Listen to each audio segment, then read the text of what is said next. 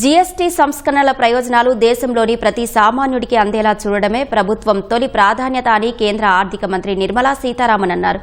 ఆ దిశగా సెప్టెంబర్ 22 తర్వాత ప్రభుత్వం చాలా పని చేయాల్సి ఉంటుందని తెలిపారు. ఓ ఇంటర్వ్యూలో మాట్లాడిన నిర్మల, సామాన్య మధ్యతరగతి వర్గాల కనీస అవసరాలు, ఆశయాలను నెరవేర్చేందుకే సంస్కరణలు తీసుకొచ్చినట్లు తెలిపారు.